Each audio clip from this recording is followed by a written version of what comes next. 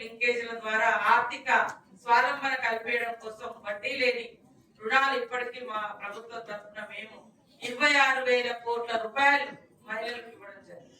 వడ్డీ మొత్తం ప్రభుత్వం కడుతుంది. అందులో ఎవరైనా మహిళా మెంబర్ ఉంటే చనిపోయి ఉంటే యాక్సిడెంటల్ గా 10 lakhs ఇన్సూరెన్స్ ఇస్తుంది. అట్లాంటి అన్ని కూడా వాళ్ళని ప్రోత్సహిస్తూ మహిళా సంఘాలలో ఎక్కువ పెద్ద ఎత్తున చేరుస్తూ ఆర్థిక స్వావలంబనతో పాటు సోషల్ సెక్యూరిటీ కూడా ఇస్తుంది మహిళా సంఘం. ఎట్లా అంటే ఇంట్లో ఒక ఒంటరి మహిళ ఉంటది, ఎవరు తోడు ఉండరు. కానీ ఆమె మహిళా సంఘంలో సభ్యురాలైతే 10 మంది ఆ సంఘంలో సభ్యులు ఉంటారు. ఆ గ్రామంలో 100 మెంబర్స్ ఉంటారు, వివో గ్రూప్ ఉంటారు.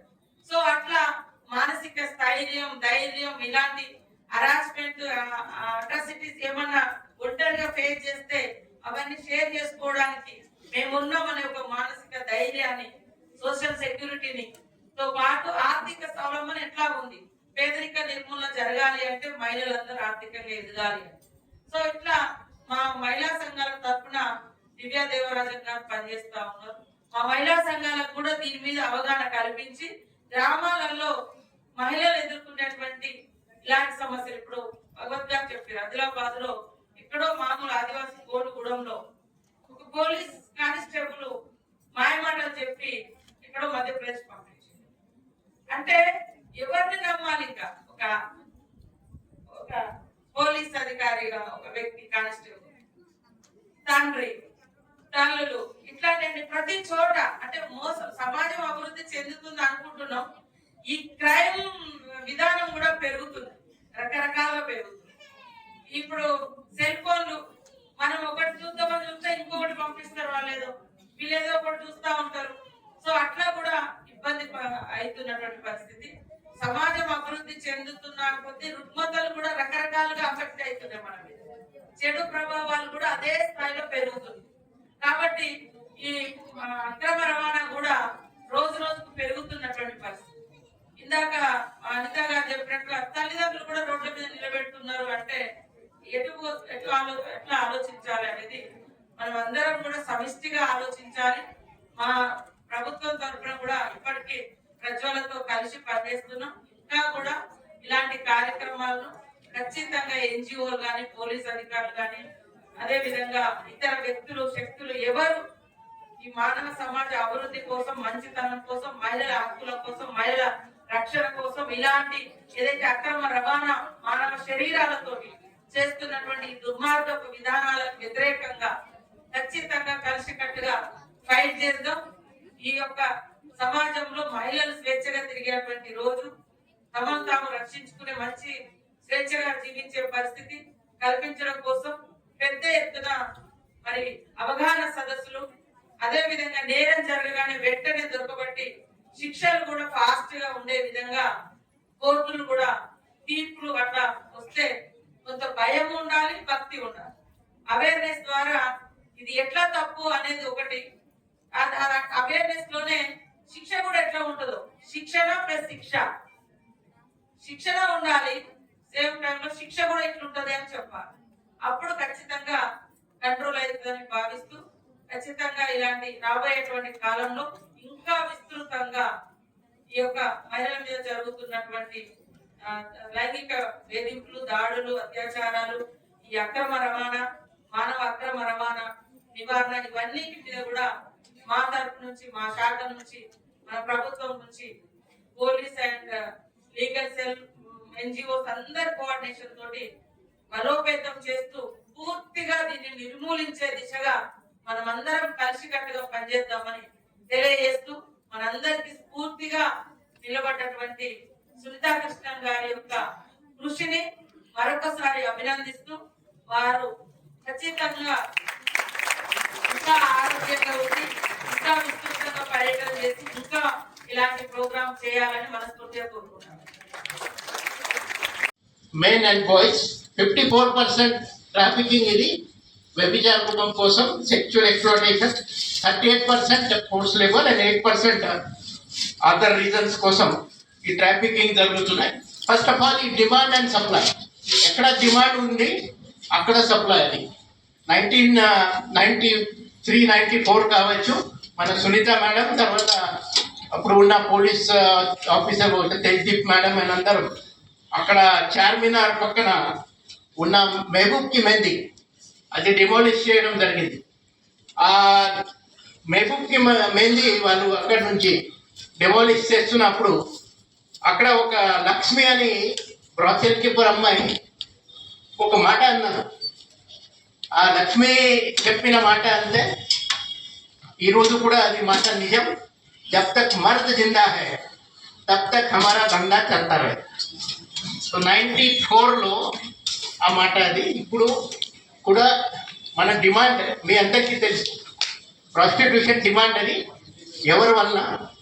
సో ఈ మైగ్రెంట్ ఎక్కువ ఇప్పుడు భార్య పిల్లలు వదిలేసి ఇక్కడ వస్తున్నారు. తర్వాత ఇప్పుడు అంతా ఆన్లైన్ కాబట్టి ఈ ఎస్కార్ట్ సర్వీసెస్ ఈ డిమాండ్ అది ఇండస్ట్రీది కొంచెం డిమాండ్ నేచర్ మారినాయి. మాత్ర గతంలో జరుగుతున్న పాత పద్ధతిలో ఏమేమి ఉన్నాయి అది ఇంకా కూడా నడుస్తుంది. జస్ట్ ఒక వారం క్రితం ఈ ఒక యూట్యూబ్ జర్నలిస్ట్ అమ్మాయి తులసి చందు ఒక పెద్దపురం అమ్మాయిల గురించి ఒక ఇంటర్వ్యూ రిలీజ్ చేశాను. ఆ ఇంటర్వ్యూ నా స్టూడెంట్ ఒకటి నాకు పంపించి, సార్ అది మీరు చూడండి ఎట్లనా ఈ అమ్మాయికి రక్షించాలని. ఆ వీడియో మళ్ళీ సునీత మేడం కూడా పంపించారు. మన ఇద్దరం మళ్ళా ఆంధ్రప్రదేశ్ పోలీస్ ఆఫీసర్ డిజిసిఐడి గారు రవిశంకర్ గారితో మాట్లాడి, సార్ ఎట్లయినా మీరు చర్య తీసుకోవాలని ఇమీడియట్లీ అక్కడ పెద్దపురం అది ఎవరు ఉన్నారు అక్కడ దాంట్లో ఇన్వాల్వ్ ఉన్న హోంగార్డ్ కానీ కానిస్టేబుల్ వాళ్ళ మీద చర్య తీసుకోవడం, అక్కడ కేసు బుక్ చేయడం, ఆ అమ్మాయికి ఇంకా హెల్ప్ చేయడం ఇవన్నీ జరిగింది అది అది. సో అది పాత ఈ బ్రాచెల్స్ అది 300 years నుంచి పెద్దపురంలో బ్రాచెల్స్ ఉన్నాయి. నేను 2009లో అక్కడ డిఐజీ ఉన్నప్పుడు ఏలూరులో 13 బ్రాచెల్స్ నేను అప్పుడు ఈ చట్టాన్ని వాడి నేను చెప్తాను అది ఏ చట్టం కింద అప్పుడు బంద్ చేశారు. బంద్ చేస్తే వాళ్ళు హైకోర్టులో అప్పీల్ చేశారు. హైకోర్టులో అప్పీల్లో బార్ అసోసియేషన్ ప్రెసిడెంట్ వాళ్ళ కేసు తీసుకున్నారు. జడ్జ్ గారు వాళ్ళని అన్నారు మీకు ఇదే కేసు దొరికిందా అని. సో ఇదే పద్ధతి అంటే ఈ ట్రాఫికర్స్ బ్రాచెల్ కీపర్స్ చాలా ఆర్గనైజ్గా ఉంటారు. మీకు ఇంకా యాదగిరిగుట్ట కేసు చెప్తారో అప్పుడు మీకు అర్థమవుతుంది ఎట్లా పవర్ఫుల్ వాళ్ళు ఉంటారు. ఈ మధ్య కాలంలో ఈ కొన్ని కొత్త కేసెస్ వస్తున్నాయి. ఇప్పుడు మొన్న మేడిపల్లిలో మా దగ్గర రచ్చకొండ ఈ చిన్న పిల్లలు అమ్మడం కొనడం, ఢిల్లీ నుంచి పుణే నుంచి చిన్న పిల్లలు ఇక్కడ మన హైదరాబాద్కి తీసుకొచ్చి ఎవరికి పిల్లలు లేవు వాళ్ళకి కొనడం జరిగింది. ఈ కారా గైడ్ లైన్ వచ్చిన తర్వాత ఈ అడాప్షన్ అంటే 1.5 years 2 years పడుతుంది. చాలా ప్రాసెస్ అది కొంచెం కఠినం. సో షార్ట్ కట్ అంటే ఎవరి దగ్గర ఇలాంటి పిల్లలు మాకు వాళ్ళకి వద్దు, వాళ్ళ దగ్గర నుంచి కొన్ని ఈ కొంతమంది బ్రోకర్స్ ఈ పిల్లలు లేని వాళ్ళకి అమ్ముతున్నారు. మొన్న రెస్క్యూ చేసిన పిల్లలకి మళ్ళా గవర్నమెంట్ హోమ్లో పంపడం జరిగింది. సో ఎవరు పేరెంట్స్ అది కొన్నారు వాళ్ళు హైకోర్టు వెళ్ళారు. హైకోర్టు వెళ్ళి అక్కడ ఈ పిల్లలు మా పిల్లలు మనము వాళ్ళని చాలా మంచిగా చూశారు, మంచిగా చూస్తాము భవిష్యత్తులో కూడా చెప్పడం జరిగినది. ఫస్ట్ ఒక సింగిల్ బెంచ్ అని వాళ్ళకి అనుకూలంగా జడ్జ్మెంట్ ఇవ్వడం జరిగింది. అది కస్టడీ వాళ్ళకి ఇవ్వచ్చు అని. మాత్రం మనం అప్పీల్ వెళ్తే 2 జడ్జ్ బెంచ్లో మాత్రం మన స్టాండ్ అది గవర్నమెంట్ టేక్ కేర్. వాళ్ళకి న్యాచురల్ పేరెంట్స్ ఏముంది ట్రీ ఉంటుంది, ఫ్యామిలీ ట్రీ మళ్ళీ మ్యాచింగ్ కావాలి, ఫ్యామిలీ ట్రీ వాళ్ళు ఒప్పుకోవాలి. చాలాసేపు వరకు అది వాళ్ళు ఒప్పుకోరు. సో ఆ పరిస్థితిలో ఈ డయాలిసిస్ చేస్తున్న మనుషులు ఎప్పుడు చచ్చిపోతారని అందరికీ భయం. వాళ్ళ డాక్టర్ వాళ్ళని చెప్తారు మీరు ఎవరైనా అడ్వర్టైజ్ ఇవ్వండి సోషల్ మీడియాలో, మీకు కిడ్నీ కావాలా, ఎవరికి డబ్బు కావాలా అలాంటి వ్యక్తి వాళ్ళు మీకు అమ్ముతారు కిడ్నీ. సో అలాంటి కేసెస్ కూడా మన దగ్గర ఉన్నాయి. అది కూడా ఈరోజు మనం చూస్తాము.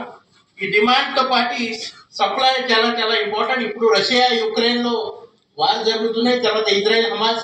అక్కడ మన హైదరాబాద్ వాళ్ళు అక్కడ వేరే పనికి వెళ్ళారు, వాళ్ళు కూడా అక్కడ ఉన్న పేపర్లో కూడా ఫోటో వచ్చినాయి. సిటీ నుంచి 2 వర్కర్స్ అక్కడ ట్రాప్ అయినారు. ఈ వల్నరబిలిటీ ఆ సిచ్యువేషన్ లో కొంతమంది ట్రాప్ అవుతున్నారు.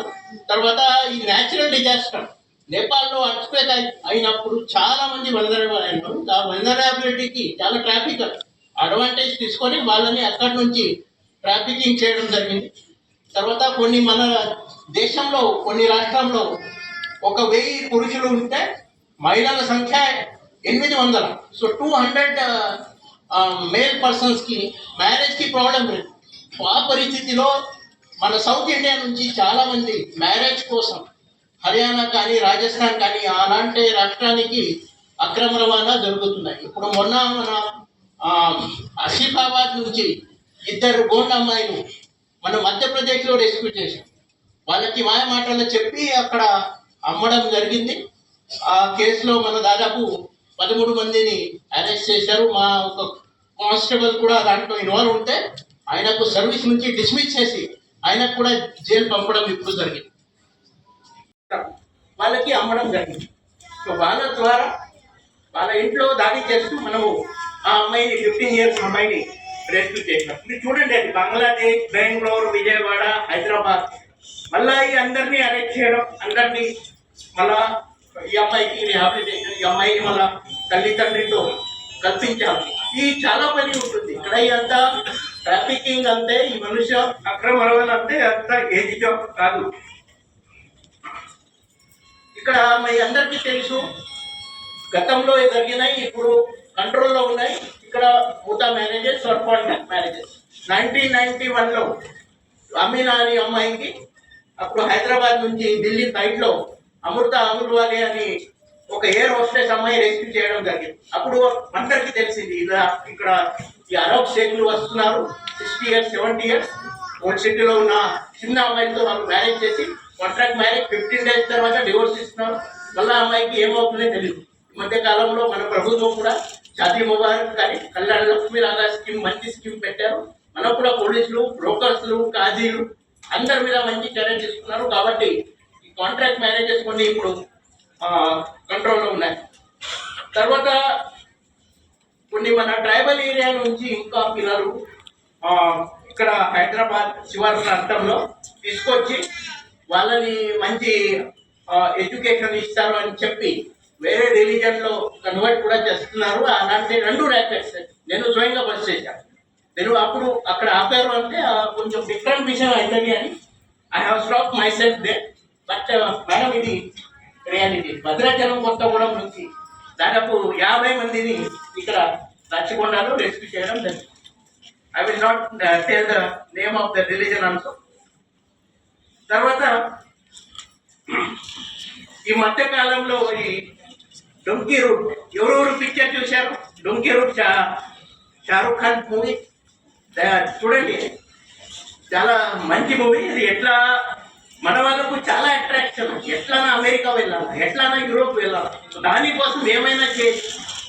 సో ఇక్కడ కూడా మన హైదరాబాద్లో లేవు, మాత్రం హైదరాబాద్ ద్వారా కూడా కొంతమంది అలాంటి దేశానికి వెళ్తున్నారు. ఈ మధ్య కాలంలో ఒక 4 నేపాల్ అమ్మాయిని మన ఇక్కడ రెస్క్యూ.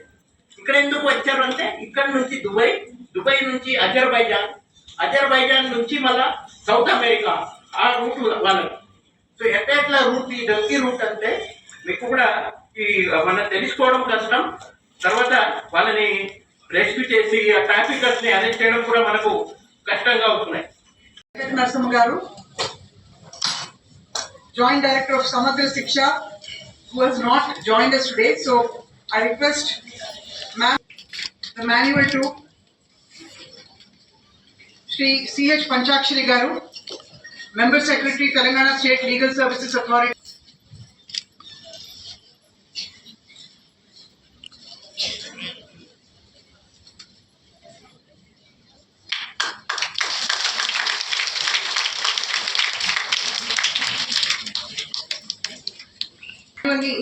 శ్రీ సాంబశివరెడ్డి గారికి హ్యాండ్ ఓవర్ చేయాల్సిందిగా కోరుతున్నాం.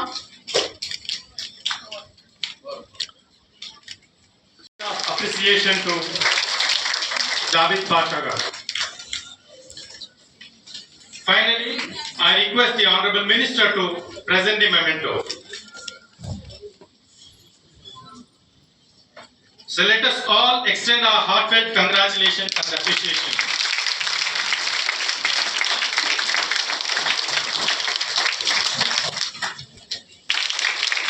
I request Honorable Member Secretary, Telangana State Legal Services Authority, C.H. Panchakshari sir to present. And finally, I request the Honorable Minister to present the memento. So let's all join in applauding his commitment to justice and his contribution towards a safer and more just society. Hyderabad లో మానవ ముందుండి పోటీ చేశాడు.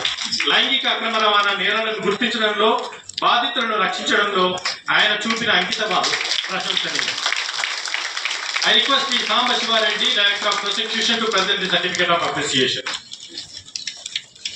And I request the Honorable Minister to present the memento. Rangareddy జిల్లా శంషాబాద్ పాఠశాల సహాయకురాలు శ్రీమతి ఈ జగతి గారిని మానవ అక్రమ రవాణా నివారణకు ఆమె అందిస్తున్న అమూల్యమైన సేవలకు గాను